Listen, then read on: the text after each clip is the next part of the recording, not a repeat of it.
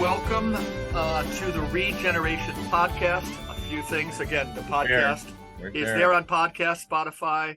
It's there on your screen and Michael Martin's merch mug. And it's also on YouTube.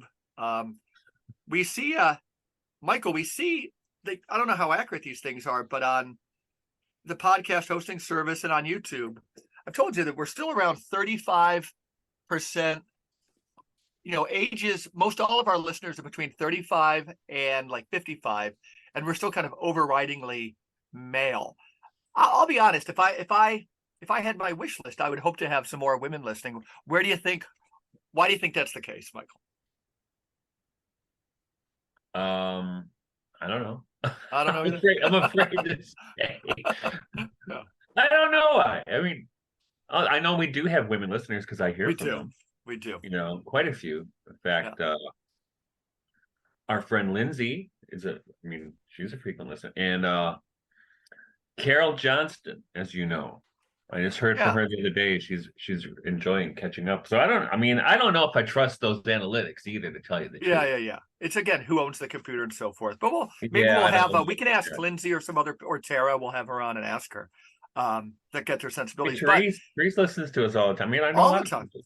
I know that Lindsay Rose, who we had on 2 weeks ago, that she is familiar. She must have watched the interview I did with one of our guests today a few weeks ago too, because she was referencing R.J. Stewart, who came up in our interview with Stephen Clarke, who's one of our guests this morning, as well as a fan favorite and who's been on maybe 5 or 6 times, Guido Preparata. And today we're going to talk about the Underworld, Los Alamos. It's kind of where we got, I would think, cut off with Stephen a few weeks ago.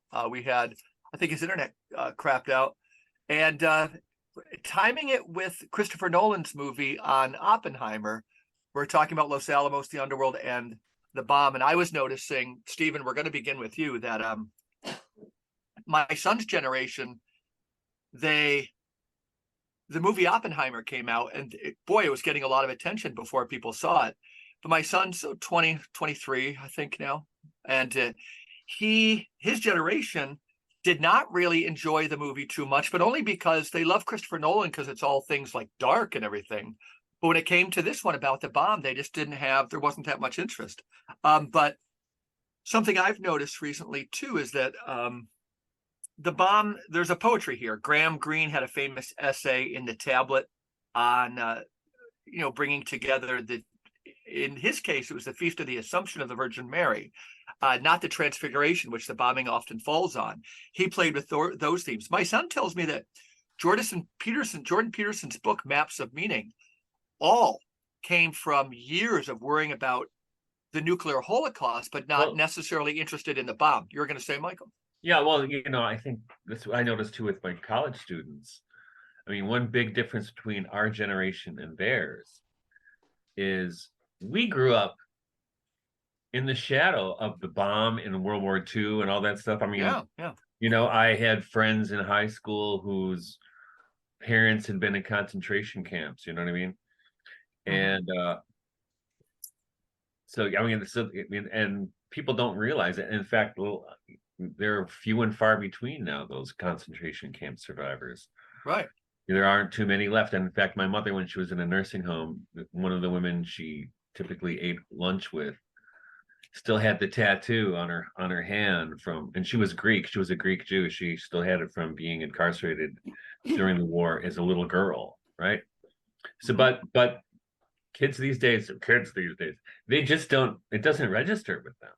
No, and even though these cluster bombs will go into it, they seem to be based with depleted uranium and so forth. Yeah. But so Jordan Peterson was worried about the nuclear Armageddon, but different than the interest in what they did. And I think, Stephen, I'm going to lead you off on this. They did, with matter with the bomb. But I know where we did see it at that time is Emil Stern, this famous Catholic convert, who is a psychoanalyst, friends of Freud and so forth.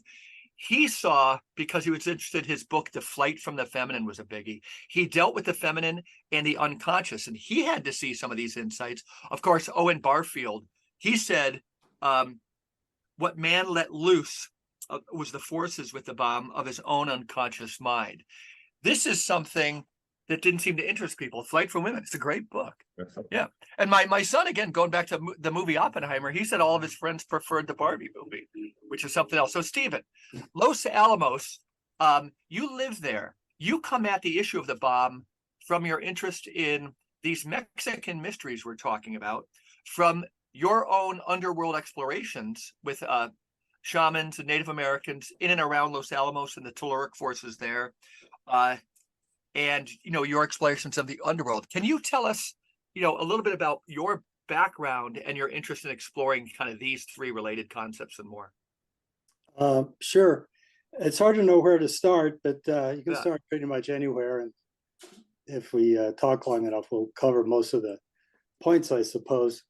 But first of all, I have to say that even though most of us have background and understanding in Steiner's anthroposophy, I don't really self-identify as an anthroposophist. I have too many problems with Steiner's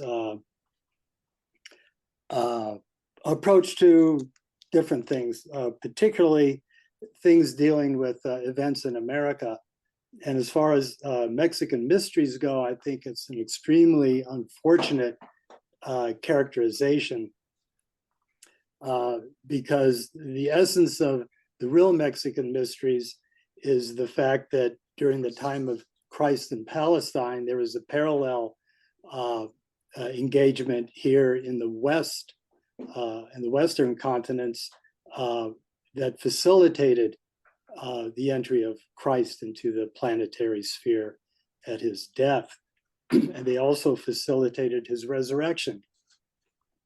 Now, why anthroposophists don't even seem to be interested in that is probably a subject for another discussion. But nonetheless, as an American citizen, born in 1948, as soon as I woke up in my body, I realized something was seriously wrong with things on the planet. I really wasn't prepared for that, and freaked me out. And so I decided I was going to figure out what was going on as best I could.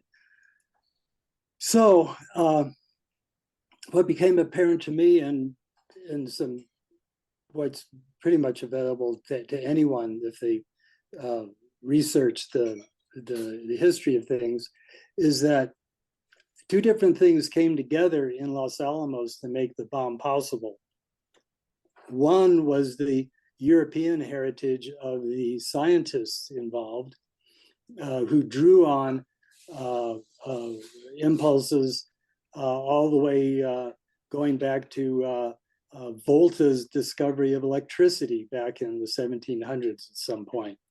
And then you get to the steam engine and all kinds of employment of technology meant to subdue nature or liberate us from it. Basically, to liberate us from the consequences of our actions, basically. And they've really piled up, and as we see every day, pretty much. The other half of it was the existing spiritual current in not just the Western Hemisphere, but in that area of the four corners of the United States, Los Alamos. I never lived in Los Alamos, but I did live in Santa Fe for 30 years, which is about 30 miles away as the crow flies.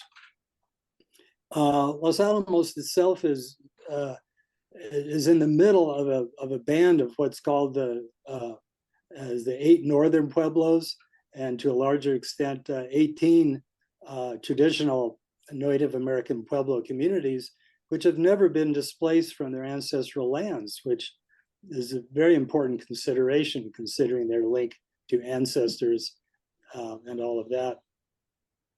And for those two impulses to come together, it was a very singular occurrence. The Native Americans didn't have the technology to make a bomb. The Europeans did, but they didn't have the spiritual background involving the conflicts between progressive and retarded forces which every culture has to deal with.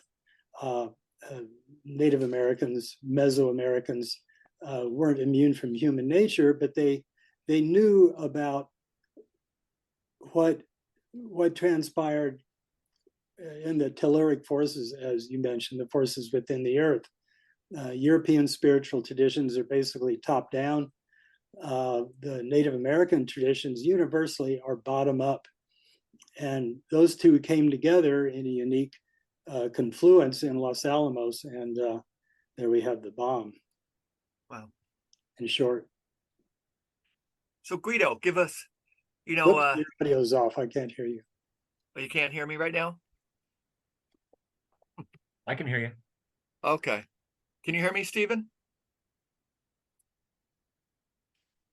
Stephen looks like he froze up a little bit. We'll see. There you Oh, go. there It's he is. I have Guido, no can you? audio. Okay. Scratching his head. Just, If you've been hearing me, give me a thumbs up. yeah. Okay. Well, I haven't punched any buttons, so I'm not sure what's going on. Can you just, oh, What do I need to do? It's the CIA. It's DARPA. I can get in there. Hey, Guido, give us some feedback on what you've kind of heard so far. So I'm going to text Stephen here. This is all good for podcast.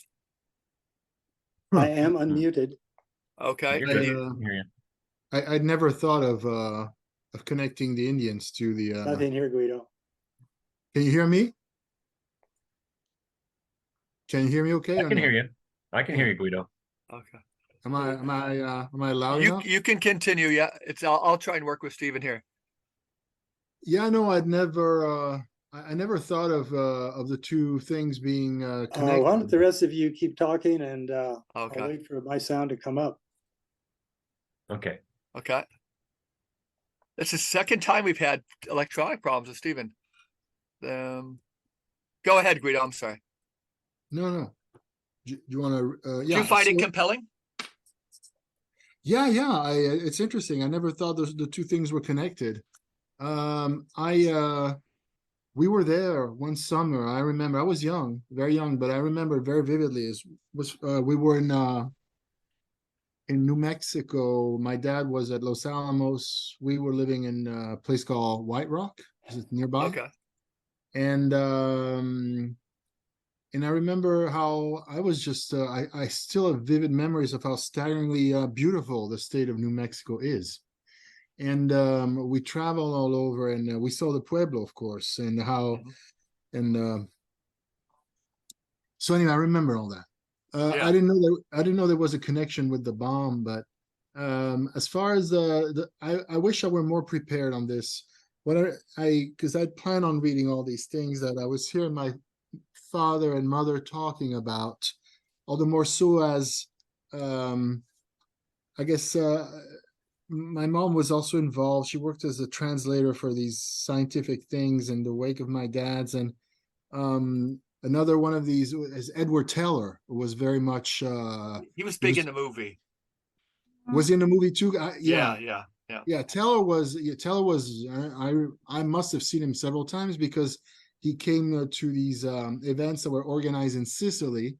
There's a school of theoretical physics there that was run by this Italian that was known in the circles, and my dad was his young collaborator, and so Teller was a big presence.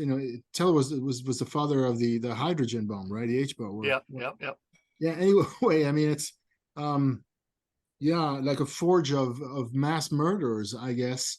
And the only things that I recall were, so there was a lot of talk about Teller. I don't remember what it was about, although he was kind of a flamboyant, difficult person to be around. One. Yeah. And my dad mentioning Heisenberg, whom he met as well when he was in old age. What did he say about him? Well, he had an enormous admiration for Heisenberg, considered him one of the greatest. And he said about Heisenberg that he obviously felt that whole Nazi thing just weighed very heavily on him, although everybody had tremendous respect. I don't know how, I never heard him say anything about Oppenheimer, really. And I don't know what what he would have said as the value of Oppenheimer as a physicist.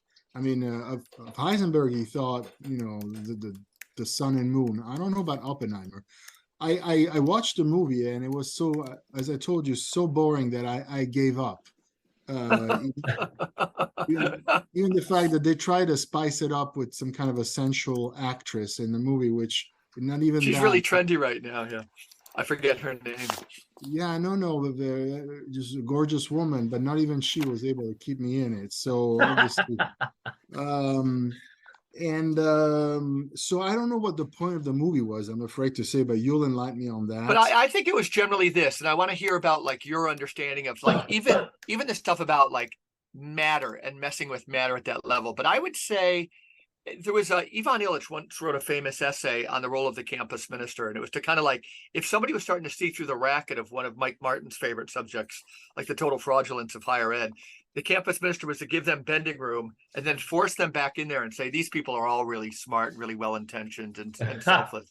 And so, same thing I kind of got with the movie, and some of our listeners could disagree. Is like they told you a really kind of story that wove in lots of darkness and so forth, was very portentous. The bomb scene itself at the test was wild, and it just wants to show you that these people were kind of good people and they had a lot of mixed feelings, and continue on as it were, I think was maybe the message I took away. The only thing that I remember my dad dwelling on was Fermi, Enrico Fermi, and how he was not ambivalent but somehow disturbed by it's funny how, because it always goes back to one's roots. So I remember my dad, at first, he wasn't so much shocked about Hiroshima, but I don't know how he changed over the years. But Right. he was somehow uneasy about the fact that Fermi contributed to that project. Fermi was an absolute genius, and and I remember my dad saying this, namely, whether the bomb had fallen on Rome would have made no difference to him whatsoever. And I guess that thought disturbed my dad, which I find it very jingoistic, really. I don't know, I don't want to misread him, but I mean, who gives a damn about Rome in the end? It's just a notion of the bomb, which is abominable, whether it falls on Timbuktu or Rome or. And so yeah, I think that I don't know how much of that the movie addressed. Okay. The last thing I'll add is that one of my daughters was showing me a TikTok about something, and it was a little skit about Japan, and there was these, and one of the guys says, well, and it was a kind of an, I don't know if it was an American girlfriend with a American Japanese boyfriend. But anyway, the punchline was, well, what about you, saying the boy to the girl, what about you? I mean, you dropped the bomb. And she, to this day, she says, we had to. And then the skit goes on without making a ripple, not because this girl said anything that was not in the norm. It's in the norm. We had to. Every time I broach this thing, your average Westerner and American says, well, we had to. To me, that's where the problem lies. Well, actually, I got my sound back up here. Oh, great. I'm so glad, Stephen. Yeah. Thank you, Guido. I appreciate your comments, what I heard of them. But I think my Zoom decided to update itself. Okay. The meeting. Anyway, I have to agree with you, Guido. As a matter of fact, I hesitate to say that, but it's true. The Japanese were totally defeated. They're an island nation depending on ocean transport for, so many different things. Their merchant navy had been totally sunk. Their military navy was history. And we didn't need to sacrifice a single soldier invading the island. We could have just blockaded it and waited for them to capitulate. The bomb is not needed. We just wanted to let the Russians know that we had it and that we were prepared to use it. But I'll go, and thank you for that. I'll go beyond that. And it's like, it's like you're in a, for me, I always say, when you want to take a life, if that's what you're into, if you really like mayhem and which, I'm not going to say I respect it, but if that's what you want, I think that those people who really are keen into, like your average fascist, about physical prowess and all that, and those people when the flag goes up and the heart beats faster and the eyes well up with tears. And I say, that's just great. Why don't you go in the Gobi Desert and just build yourself a bunch of cages and then have a one-on-one engagement? Just kill each other in these cages, but do it the right way. Do it the right way. Mano y mano. No, yeah, do it the right way. You're going to take a life. You're not going to push a button, right? You got to take Look the guy in the eye and do it. Yeah, you got to, as I said many times, you got to be able to do it with your teeth and nails if it comes to it. And by willing to do it, expose yourself to him doing the same to you. And then lock yourself up in the cage and see what happens, if that's what you want. Because for me, that's the only form of combat that I accept. You may stylize it like the samurai with a sword, but if you ever read like the literature of the samurais, it's just it's a celebration of the laceration of flesh. So it always comes down to the same thing. So going back to the war, it's as if you're fighting with one of these guys and he's on the floor. I mean, you've won. But for some reason, he's tough. He will not tap out. He will not capitulate. And so you have an option. Either you come to an understanding with him, because that's the thing that nobody says. He will not tap out. There's just no way. Why? Well, he's Japanese or whatever it is. He will just not do it. And so come to an understanding with him. So sign a truce. Or accept, you're the winner anyway, but accept a victory not as flamboyant as the one you had planned. This thing registered with no one. No one. Never. No one. No. Not only will I not do that, I'm going to, where is it? So you look outside the cage. Where is it that you live?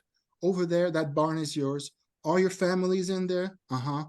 All your animals. Yeah, everything's in there. Good. I'm just going to go there, throw a grenade in there, kill everything, and then you'll understand who's boss. And then that's exactly what the US did. Sometimes I use, even when I want to shock my Puritan friends, I say, I'm going to go in the house and I'm going to rape all the women and I'm going to make you watch. And everybody goes, oh, no, you got to stop. No, that's exactly. But no, but you're not going to do that because the Puritans, they're not blood simple. You got to impress them in a different way. So, but in a way, it's always the same thing. This is what they did. So they might have not used something really violent, like sexual violence, but they definitely threw the grenade in the barn, killing everything that lived from a radius of miles. And as far as the Puritans go, Guido, we need to remember that the aiming point for the second bomb at Nagasaki was the Roman Catholic Cathedral, which was the center of the largest Christian community in Asia. Right. So, put that in your and they left they left a sample of 4 cities to study the effects. This was part of the plan, and it's Curtis LeMay, right? It's what's called firecracker.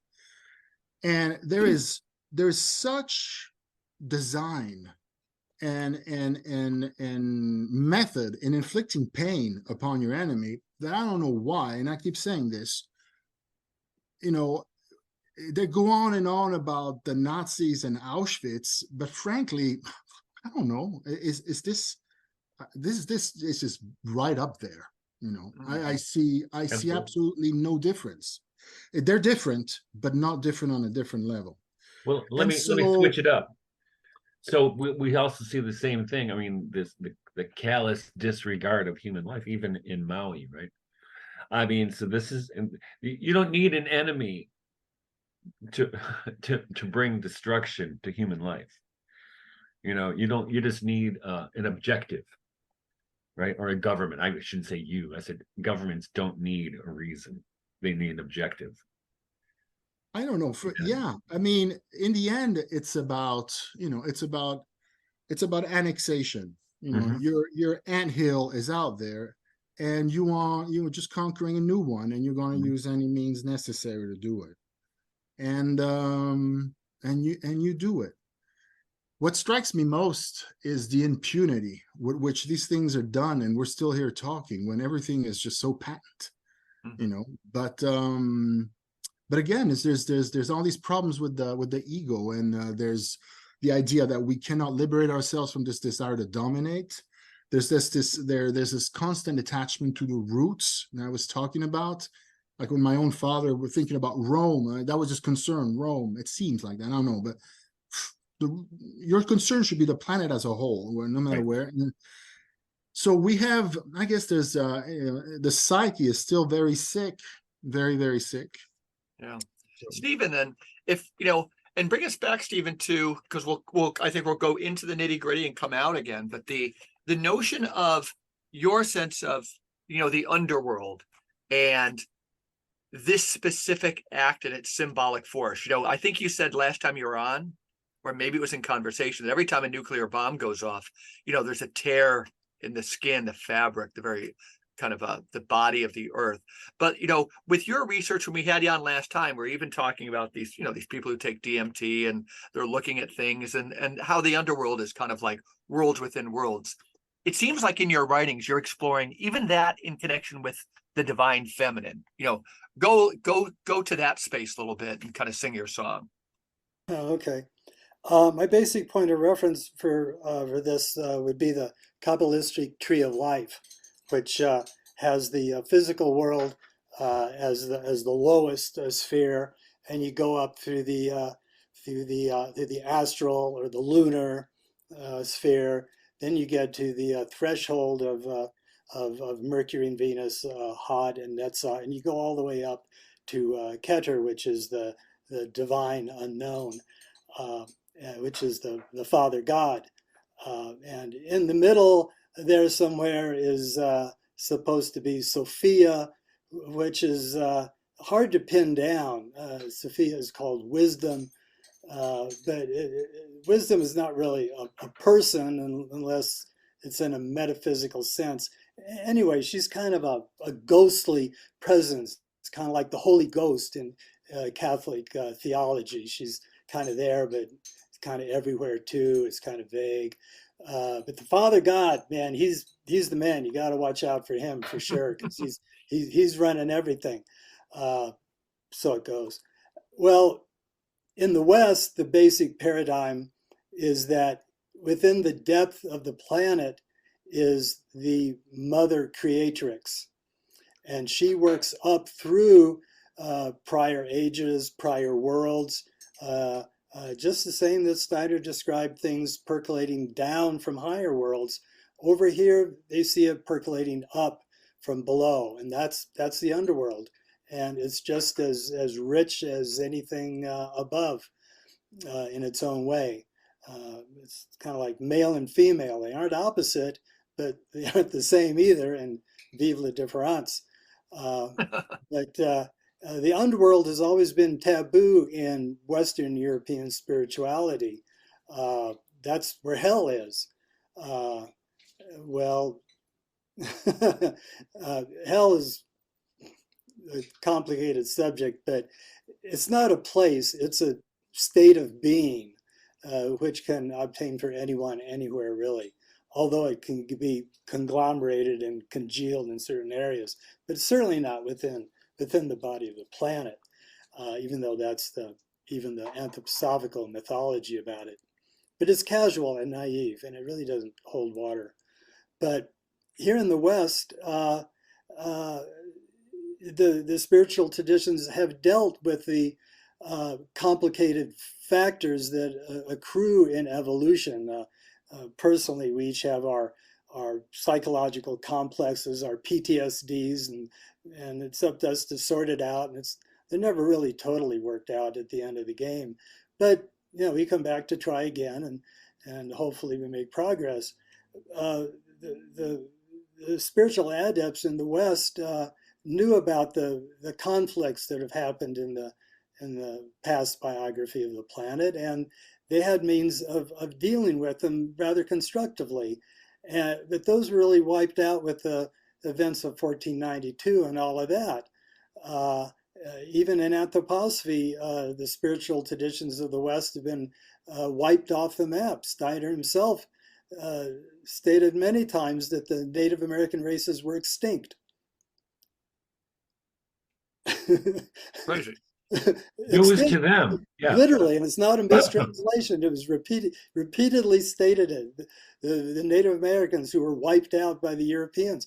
So there's no place in European esotericism for considering, what might have gone on here in the past and what is still going on, because the native traditions are still alive, and I've been initiated into them, and they work. It's how it's done over here in this part of the world. Now, Stephen, let me And ask you a question.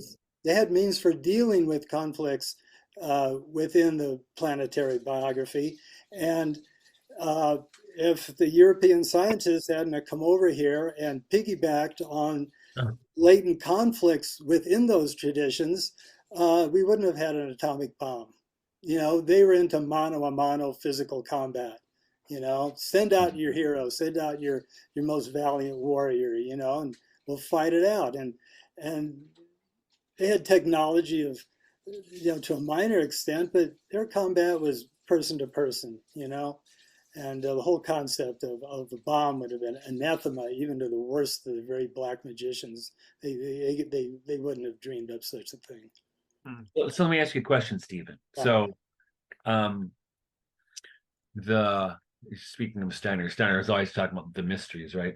But if we read, in Greek and Roman mythology, right, you have these stories of people going into the underworld, like Orpheus, or whether it's Persephone or whoever happens to be, Aeneas in the Aeneid goes into the underworld, which seems to me, from what you're describing in Native American traditions, is not the same thing, but there may be a connection. And which I want, I think, in all those stories, right, there's once you go into the underworld, you don't go back the same person. You take, in the case of Persephone, she takes a piece of the underworld with her, right? It's transformative. It's not theory. Right. It's experiential, and it's real because you come out different. Right. Because you've challenged your own double and shadow. You've passed through your psychological complexes. Maybe you put them aside for a while. You always come back to them. But Right. Like Barfield said, the underworld is a journey into your unconscious or your subconscious. Well, Yeah. that's true, but that's only the first step. Once you go through that, you enter a greater world, which is transpersonal. And you encounter the spirit beings, which are responsible for the formation of physical matter, for the existence of electrons, for the existence of the fact that you plant a seed and out comes a tree. This happens within the earth, and it's where regeneration takes place. And there's no regeneration without,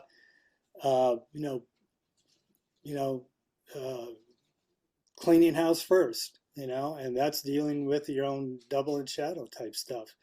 And that's really kind of, no one likes to go there. It's not pleasant. And a lot of the metaphysical junk that's out there on the internet is basically avoidance, spiritual bypassing. You confront the demons, and even if you lose, something remains, and you come back. And it's challenging, but it's a hard road and it's a deep road. But like I said, it's what's been cultivated through thousands and thousands of years of spiritual traditions and adepts, shamans, initiates that have kept these traditions alive. You enter the native ceremonies and they're experiential. There's nothing like it in anthroposophy. It's all lectures. Now, Guido, Stephen's taken a unique role, as you can hear, kind of looking at those Mexican mysteries, doing with him what he needs to do, just taking them as pointers and so forth. Your work, and probably any other friend I know, you spend all night not sleeping, thinking about questions of theodicy and so forth.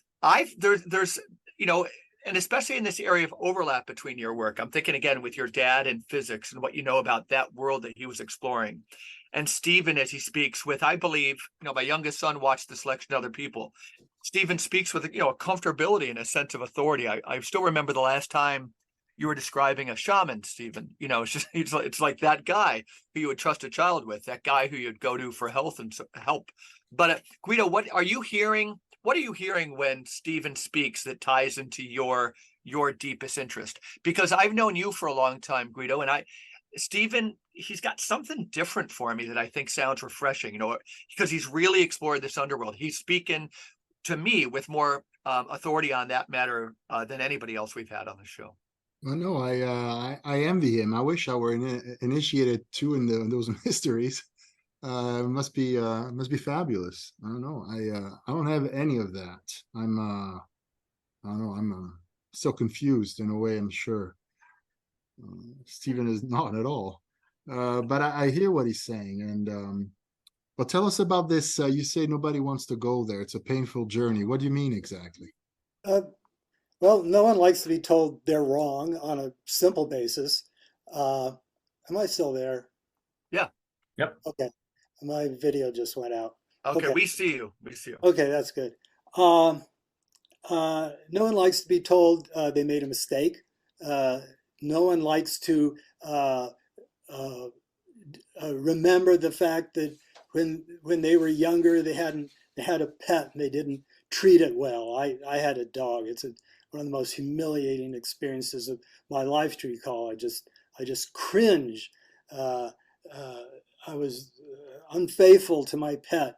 I'm not going to get into the gory details, but it was a shameful episode, and I have to realize that that I was capable of that then, and I'm probably capable of that now if I let myself off the leash. We're all capable of everything. We all have a little Hitler inside of us, and we all have a little Christ inside of us. And like the shaman said to the child that said, "I have these wolves inside of me. There's a good wolf and a bad wolf. What am I going to do?" And it says, "It depends which one you feed." Right. And you never escape the curse of not being God. We're all partial beings, and that's where evil comes in. It's because we're never complete. That's why we need each other. We can't beat up on each other. There's basic life lessons, this stuff about the mysteries and everything is some highfalutin thing. It's really just learning how to live right and watching and just watching and being attentive, just looking out the window and meditating on watching the grass grow or the clouds move across the sky can teach you so much. The whole world is a mystery school. It's a secret in plain sight. So, I have a different point of view on all this. It's kind of a beautiful point of view, Stephen. Guido, but Guido, stay with this a little bit. You guys talking about this stuff is really, really interesting to me. No, I agree. I resonate with what Stephen said. As I said, I wish I'd been in a word approach this with a certain discipline, and I don't.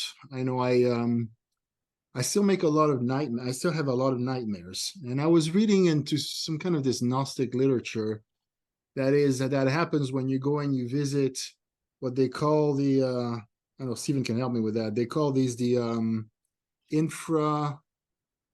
it's some kind of infernal realms, and so you go there when you roam, right, at night. And one should be in control of one's ship when you roam, but I am absolutely not. So I suppose when This is like gold. No, but I guess when you're an initiate, I guess they teach you how to steer the boat, right? And they teach you where to go and what you're seeing and not seeing. I've been reading it in books, and I can recognize certain things, but I don't. And it's the you see in the movies Insidious, that's what it's about, right? And the but movie Insidious, off to right, yeah, but I don't have any method or any rhyme or reason the way in which I go about.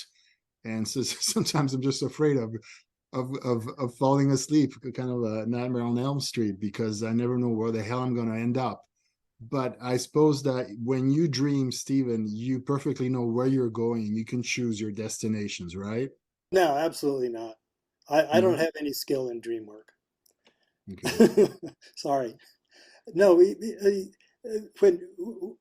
when most of us work out of a European tradition, whether we're in Europe or in America, we learn it from lectures, or nowadays YouTubes, or or we read books. You know, we're really big on books, and it's up to us to take all these little puzzle pieces that have been, you know, worked over by people, and some of the pieces have gotten really mangled because some people have tried to jam a bad piece into a improper, you know, space, you know, so you're stuck with this mangled piece of jigsaw puzzle pieces, and you're trying to make sense of it, and you're trying to reinvent the wheel on how all this stuff fits together.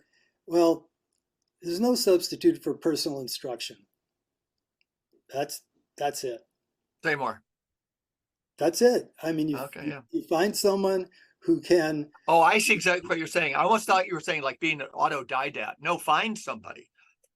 Absolutely Yeah, opposite. yeah. Find someone Yeah, to yeah. teach you, and if they're a real teacher, it won't just be their own thing. They'll be working out of a tradition that has a lineage that goes way back.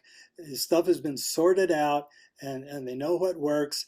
And the the the your instructor is going to be a member of a community, and you watch them, how they operate in the community, and you watch how the people in the community relate to this person.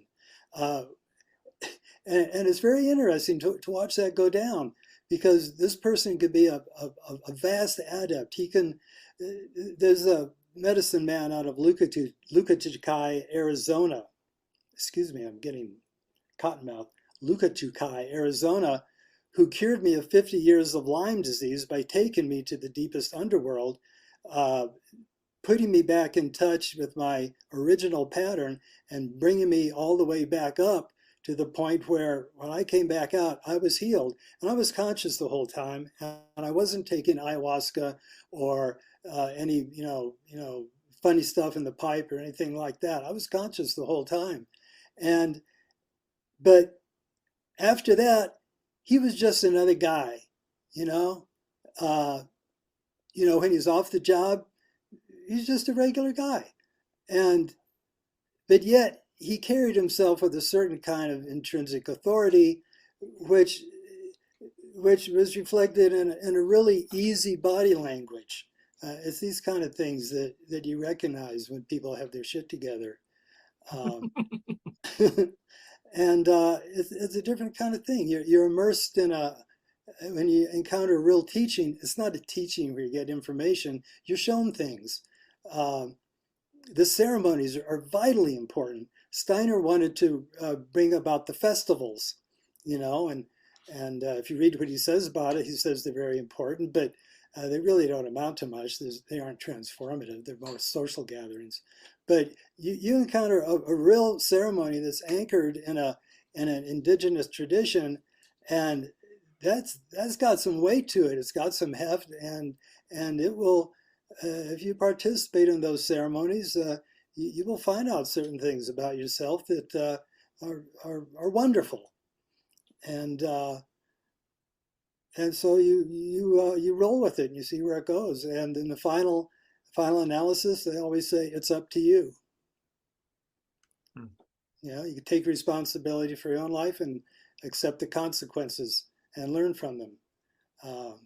But you can't insulate yourself from reality by books or anything like that. Although once you have a certain kind of experience, you can recognize certain things that other people have similarly experienced and tried to express in books. But it's like sex, you can talk about it, read about it, debate about it, but if you haven't had it, you really don't. You really shouldn't be passing on your opinion. That's Michael's right. nodding over there. That's never played into Michael's work on the Roman Catholic Church or anything. Oh no. Yeah, don't So even get me. I guess that's my rep on that. I still think it was so funny when around this time last year, I was mentioning, it was when I first met Guido face to face, and I'd long admired his work. And I talked to him before, but it's one of the most intelligent people, the most intelligent person I've ever met. And we're outside this monastery in Italy, and Guido's talking about like a ghost in his house and what can I do about it. It was just great. It made me hold Guido in even higher esteem. But like where this stuff comes together, hearing Guido ask you that question, hearing the feedback and so forth, really wild for me. I feel like very blessed to be here. Michael, what's your takeaway so far? Ask a question of these two. Well, there's all kinds of things. Yeah. But the one thing that keeps tapping on my shoulder, and talking in terms of the Underworld and Oppenheimer, and one thing we haven't talked about yet is how many of these nuclear tests have gone down deep underground, right? And that's kind of disturbing. Well, it's kind of, in a way, it's out of sight, out of mind. We have to test these. We're going to test them. So they test them deep underground. And you got to think that the elementals don't like that, right? Can't be good. Can't be There good. were some adepts over in England that were teachers of one of my teachers, R.J. Stewart, W.G. Gray, and Ronald Heaver, both of whom had very severe cautions and warnings about the dangers of these nuclear tests. There are membranes between the worlds, just like we have our personal skin that encloses our personal reality. And if that's punctured, it's a problem. These nuclear tests punctured membranes in the biosphere of the planet, which allowed very malignant entities, unresolved elements within the planetary biography. Unresolved elements, interesting. Yeah. To enter our natural reality. Now, some of this was bound to happen eventually through gradual, alchemical, transmogrification, because that divine feminine energies within the earth are, I believe, rising and are responsible for pushing a lot of the sludge in the planetary pipes out before the water runs free, so to speak. But to just do this all at once with violence, as Guido has been talking about, the violence is beyond the kind of thing that arises from personal animosity. It's a march towards the pit, so to speak. And it's not the pit of hell in the middle of the earth. It's the pit of our own unresolved bullshit. And the planet has its own stuff that it has to work through too, and it needs our help, but not in a patronizing way, but by relating to it, and being there with it, like we do with other people. But those atomic bombs were just, horrible things. There's going to be consequences in terms of global warming. Even there's hundreds and hundreds of nuclear power plants that are built on seashores because of you can get access to free cooling water, Well, what happens when the oceans rise? As they're gonna when the Greenland ice cap melts and those big glaciers in Antarctica slide off. Those nuclear power plants are going to be inundated, and talking about to rescue ourselves from those kinds of consequences. There's never been a single nuclear power plant anywhere that's been successfully decommissioned, even under the best of circumstances. So, the human race is facing some gigantic problems that we haven't even begun to, start thinking about. It's just too terrible. People won't. So, as you reap, so shall you sow. Guido, on this issue too, I saw you writing down some things, but talking about the nuclear power plants and all the C's, you're at the same time as the movie Oppenheimer is coming out, we're seeing lots of movement in the news about a thing called cold fusion, which your father was working on too. What does this make you think in those regards, Guido? Yeah, no, it's strange. They say it's well, when it came out, as we all know, they put the kibosh on it, and for obvious reasons, because apparently it was threatening all sorts of other projects, energy projects that were being sponsored by governments in those days. But the rumor now is that, and so they pulled the plug on that 20 years ago, if not longer. But apparently, what's his name? Bill Gates and others are interested in it now, so it's coming back. Who knows? Now maybe they're preparing some kind of shift, and we'll have to see what they have in mind. They're preparing. Well, we got our best minds and our best money working on it. They'll probably figure it out at some point. But still, it's technology, and it's dealing with underworld energies that we don't know what we're messing with. We really don't know what we're messing with. It's the genie in the bottle. You can let it out, but trying to put it back in is. I remember that it's basically like an electrolysis process. So it's but there was an accident once, remember, and then it caused the victim.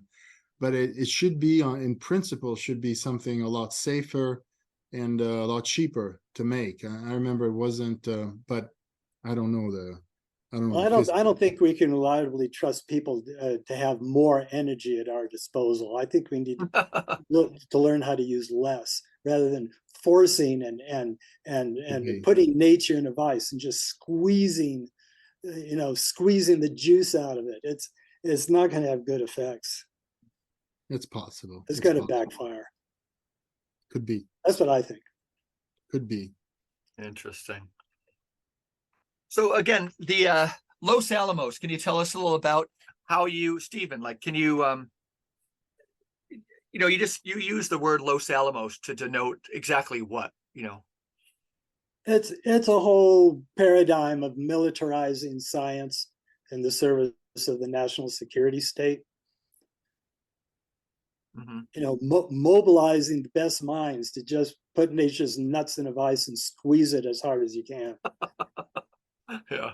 Yeah. And so in your writing, that's what Los Alamos just means. Do you ever pit the singularity of Los Alamos and kind of your personal mythos there with Our Lady of Guadalupe?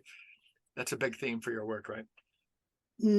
She's one aspect of the divine feminine that has a fractal guise. The father God is unitary, the mother God is fractal and embraces diversity. You look at you can tell an oak tree by the shape of the leaf, yet no two leaves are absolutely identical. There's diversity, and if disaster hits, it's a open source distributed network. There's always going to be a few outliers that survive and can keep things rolling. So with the and I kind of like that. I don't think I'm taking it too far afield. We'll circle back a little bit, but I've been thinking since our previous conversation, the notion that the divine feminine is local. We can associate with that with springs and so forth, local springs, but in the Native American tradition, see, I just don't know as much. Did the Haudenosaunee have a divine feminine goddess that was kind of distinct from? How do you describe that in Native American traditions, that it's this kind of local piece? Well, I wouldn't really. I don't have any familiarity with that. Mm-hmm. It's one thing to have a universal philosophy that applies to everyone at all times, but on a practical level, there's no. It doesn't have any feet to stand on. There's no specificity to it. But any true teaching is time and space conditional. So you've got there was a big coffee table book out a number of years ago called 500 Nations, describing the different native tribes and communities here in North America. And each one had its own creation myth, its own spirit beings, because the spirit beings would reveal themselves very specifically to people in terms of their own language, their own community, their own weather, their own music, their own food, things like this. It's all very grounded in specifics, and it speaks through those things. So, but I dare say that there are elements of the divine feminine, the Haudenosaunee. Mhm.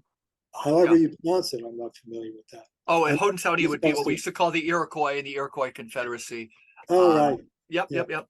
But Those guys. yeah, I just know that that would be a desire working with young people.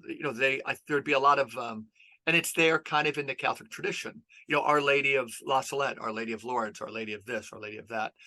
But I was just trying to tie it back into we're surrounded by mostly Seneca Nation Indians and so forth. It was just a question I had.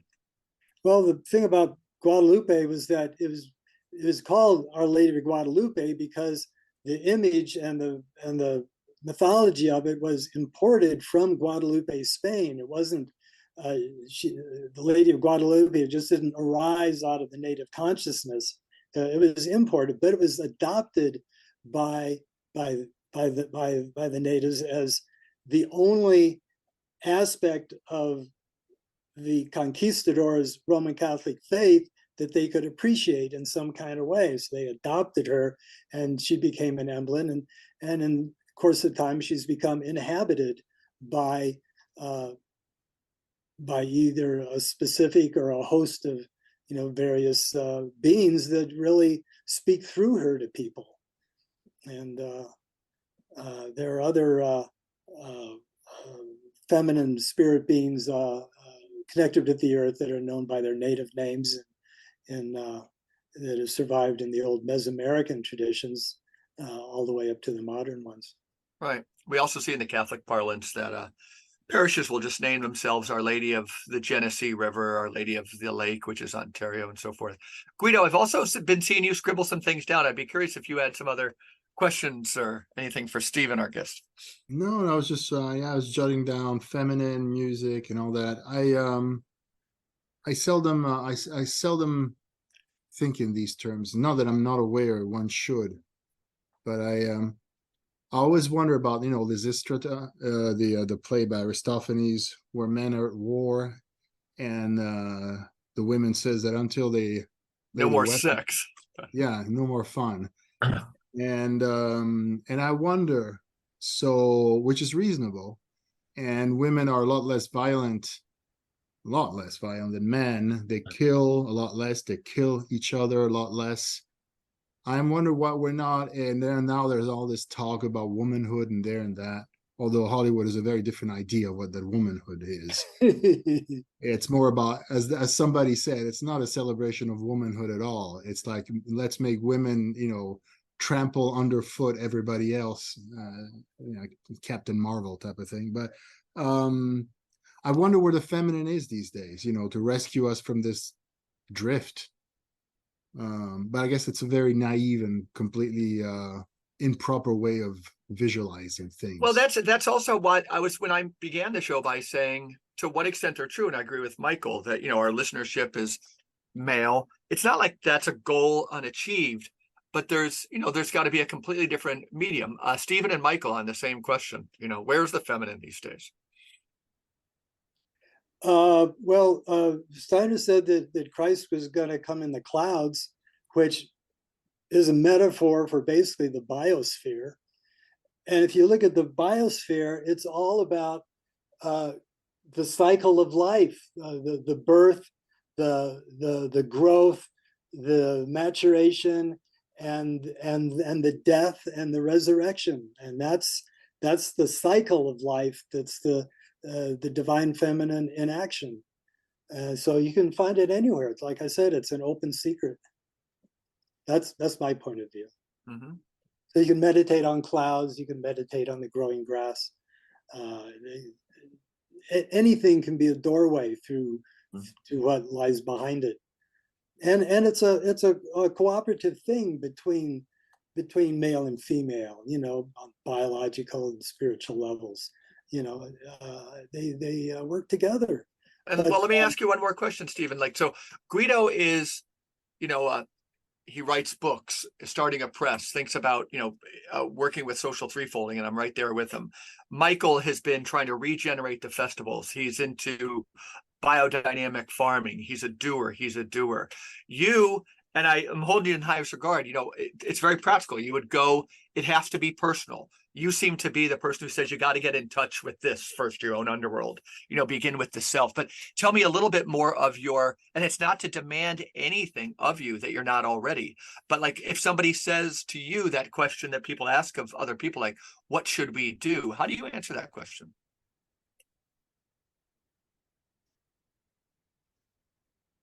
I'm a firm believer in the Buddha nature, that we all have the Buddha nature inside of ourselves. You can call it the Christ nature, but there's a lot of cultural context to the Buddha nature, which I really appreciate.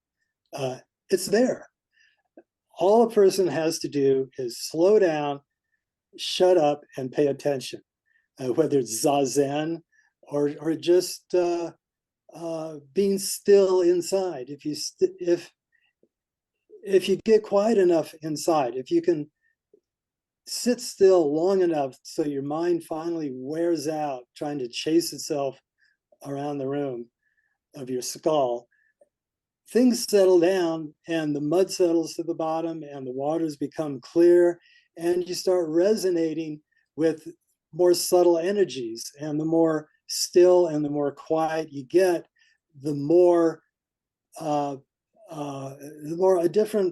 different levels of reality start leaking in, and you start hearing those small, still voices that that speak with, you know, real authority, not, you know, lightning bolts and thunder, but stillness. And there's a peace in that stillness, and in that peace that you can find with a stillness meditation. I think that's the absolute bedrock for doing any other kind of spiritual work. You got to be quiet inside. Otherwise, all that you're perceiving will just be what's reflected off the mirror of your own mind. So you gotta clean that up and make some space inside for something else to get in there. You just can't keep piling up concepts or theories or practices. Less is more is what I would say. If you reduce things to absolute essentials to the point where there's nothing left, you can sit there long enough consistently over minutes or weeks or years or decades, sooner or later, you know, spirituality will, you know, find a way in, because it's knocking at the door the whole time. That's what I would advise. Yeah, and I think what Stephen's describing there when he talks, especially Stephen, you were talking about, you know, attending to the grass or how it grows and its presence in the singing with clouds. I mean, that's what I've been rattling on about that for years. It's sophiology. That is sophiology. And that's why, I mean, so a lot of people, and sophiology is an attentiveness to the divine feminine, because what it is what you're describing in that kind of disposition, Stephen, is being receptive. And receptivity is a divine feminine quality. Yes. Yeah. Yes, and indeed. yeah, and I think if we look around, we see, and this is precisely what is under attack, but in our entire civilization right now. Partially, they just won't let us alone, you know. No, chasing us everywhere.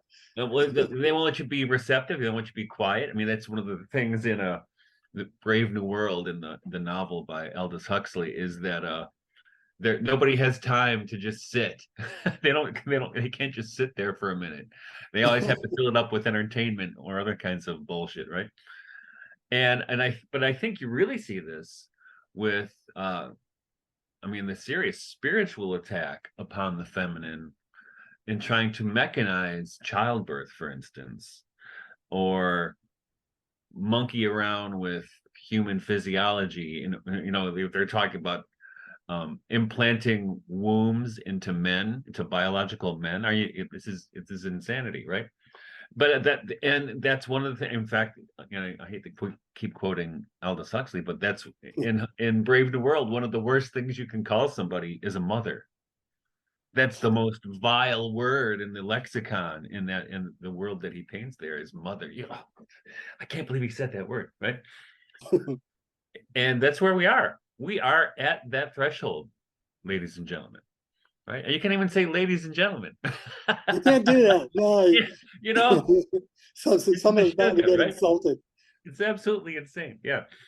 So, but I think Stephen, I mean, he's more than right. I mean, that disposition which you need to cultivate is what allows the Sophianic to shine through the creation, right? So you're not just looking at grass blowing in the wind or something, or clouds moving.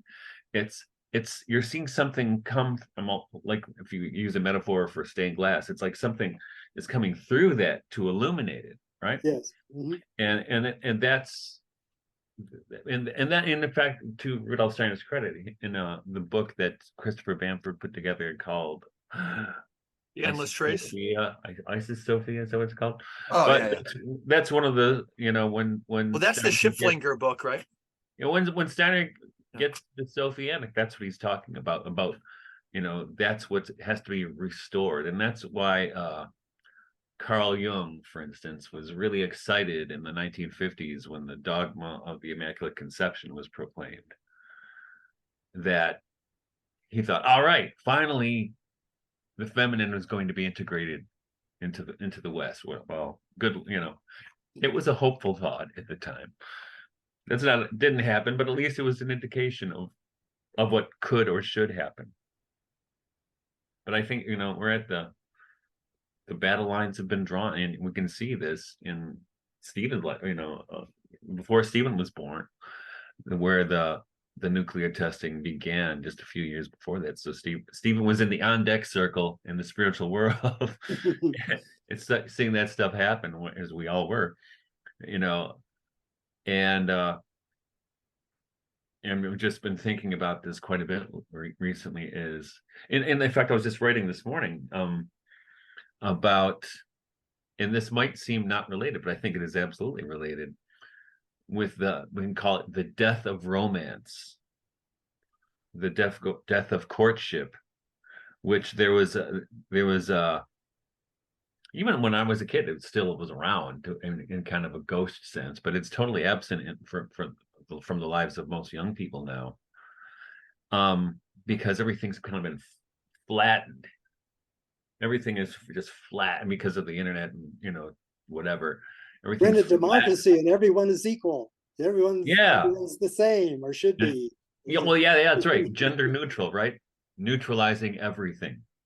Yeah. Denaturing. I mean, seriously, literally denaturing nature. Yeah. So that's where we are, and that is to me, that is the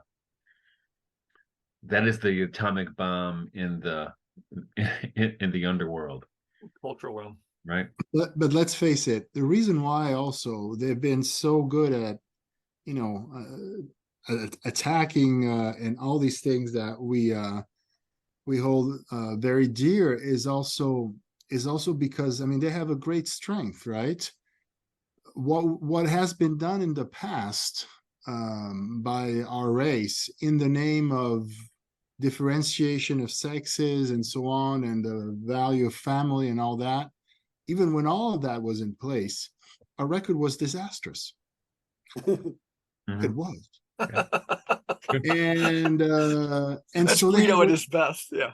Well, they have a very easy time. And let us not forget that the great strength of what they call now critical theory, and I call it postmodern. I don't call it postmodernism. It was, I got to know it as postmodernism.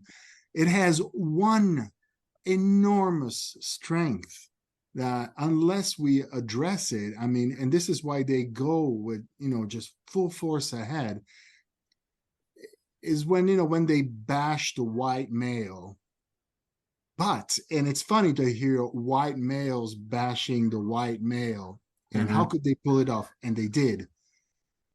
And the way they did, and I've written extensively about the techniques, the discursive techniques they used to make that happen, which was, especially we Europeans are very snotty. We think Americans are so unsophisticated compared to us. That really is a sign of complete stupidity. That's absolutely not true. And there's so many ways of seeing how completely surpassed the Europeans have been in all, even if their realms linked to power, doesn't matter. But the greatest strength is that the white male is indeed the worst thing there is. He has the worst record there is. He is by far the most abominable creature, despite his technique, despite the fact of, some kind of artistic masterpieces he's achieved in a variety of ways, but his record is abominable. No other human specimen has done the atrocities that the white one has. Not on that scale, not with that method. And so they go with it. They run with it, and they still are running with it. And then with that, everything else. Oh, the family, but the greatest amount of crimes occurs in the inside the familial walls, and so on and so forth. And so that enables them, that gives them a great leverage to redesign the beehive as they see fit. And unless we're able to counterattack on those very same planes, they're going to win, and they are winning. They're 10 steps ahead. So this is why, and I think I mentioned this when in further conversations we had on this podcast, is, there's all these people I'm in touch with. They call themselves conservative anarchists or whatnot here in Europe, and they lament the good old days. But what good old days? There are no good old days. It was mayhem even before all the coming of modernity. There was not one time where things were bright, even when we had all these things, even when there was courtship. Hell, knights and dames and all that. It was a time of just continuous butchery. I don't remember, just as it was. And people said, no, now let's be sophisticated. Let's, the Middle Ages were not this caricature.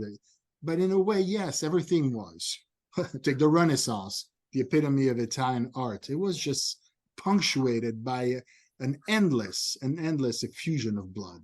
So if this is the condition, if this is the situation, then we cannot lament or find deplorable that the new techno elite is taking the world into a Huxleyan nightmare.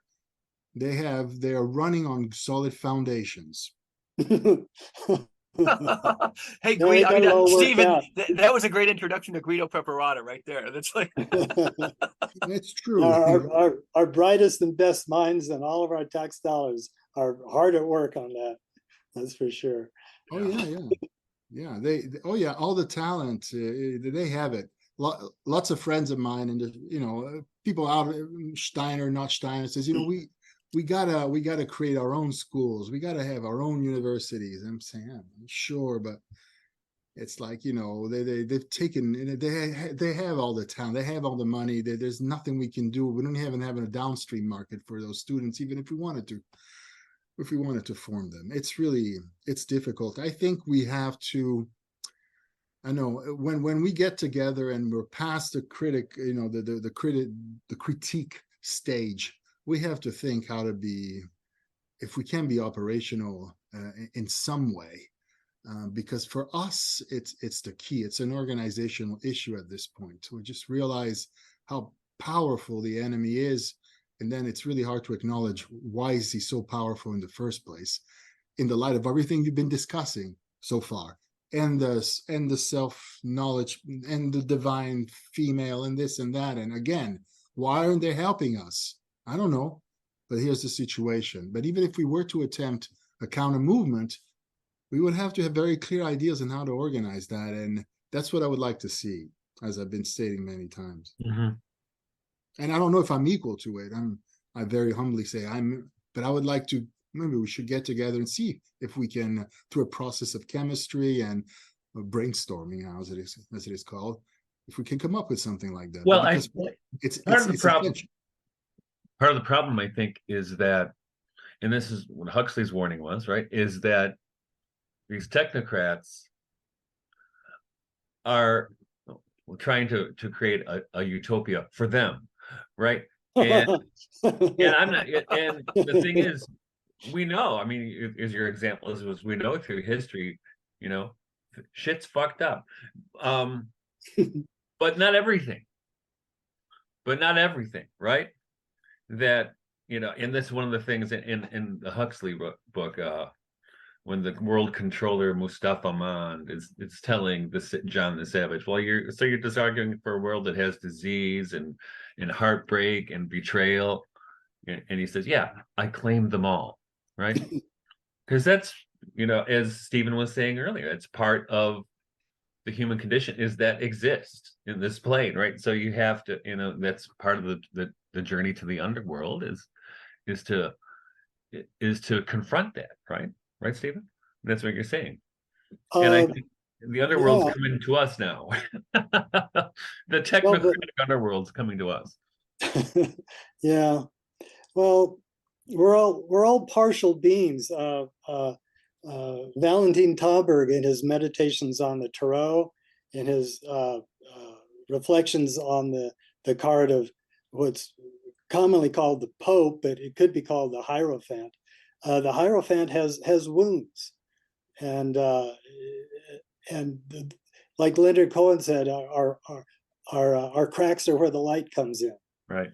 And our wounds are what make us reach out to other people and other, or just the other, the capital O, you know, for completion.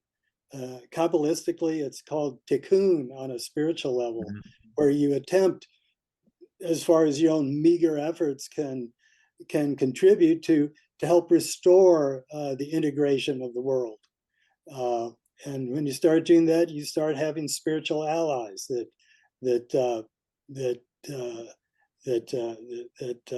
appreciate that, and that keeps the wheel of life rolling along.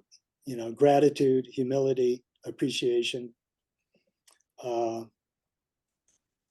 Yeah, it's just we all do what we can. You know, no one's gonna flip the switch and make things different, but there's so many long range, deep cycle currents that are moving nowadays. They're all converging, you know, like biorhythms, you know, where they all peak up or all crater on your birthday. I don't know what it is, but there are times when your biorhythms all collide, you know, so-called malignantly, and you have a bad day or bad week, but you work it through. But there's some kind of bad biorhythms going on with the planet now. I read something the other day that someone said, "Oh, we're passing through a toxic cloud in the galaxy. You know, it'll be over. You know, in 100,000 years or so, we'll come out of it." Something like that. But there's things going on that we have no idea. But I think we're kind of an X factor. You know, as everything else in the world is kind of in a homeostatic balance until people mess it up, but we're an integral part of the world, and we're supposed to help integrate things. That's how we're going to be the gardeners in the Garden of Eden. We were going to go around and appreciate everything and enjoy everything, and that was our role. We thought we had to improve it or master it, and until we relinquish the idea of control, it's just going to be you know, problems amplifying themselves instead of solving themselves. And frankly, Guido, I appreciate what you're trying to do with threefold social order and whatever your variant of it is. And if that's your karmic placement, you know, then that's, you know, Godspeed. You know, that's not mine. I'm working in other areas, and hopefully there's a synergy, you know, on the inner plane, so to speak, where everyone's best efforts meet up, you know, under some kind of care and guidance. But that's not known to me. And I know Michael has to leave in a little bit. Some final reflections, Guido. Yeah, no, as I was listening to all of this, yeah, I just wonder why we're not as Michael was talking about the creating a utopia for them. It's no longer utopia for them. It's very real. I guess I don't know. And how come we're so disorganized in front of and facing this is it puzzles me. Because we don't want to control anybody. That's why. Because we all think for ourselves and we all come up with something different and we don't have the overview to put it all together. All the other people are all operating to a master plan. They're all on the same page. That's how the Native Americans got conquered. There's all chiefs and no Indians, so to speak. Well, but yeah, no, on the one hand, it's great. On the other, though, that just, it opens prairies for them. And it's like, it's not something to be too proud of it in the end, right? Because then we suffer too as a result. Yeah, it's a mysterious thing. Yeah, I mean, there's all this talent, there's all this knowledge all around us, or people who don't recognize themselves as part of the system.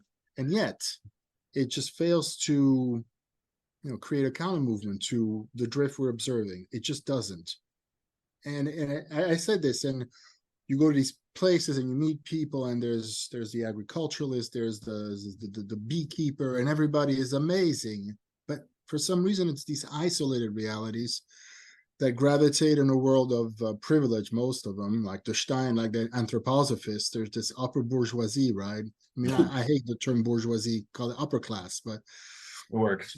Everybody's in his cocoon, and in the cocoon you look great, but the cocoon is an extension of the beehive, and so of the main hive. And so in the end, I wonder, what's the point if you're still part of that? I don't know. It just goes back to the question of, or the question of Junger. How do you survive inside this mechanized beehive? And he wrote that amazing novel, I don't know even pronounce it, Eumsville, which is one of his latest novels in the 1970s, where the protagonist is a cupbearer. You're the cupbearer to the tyrant.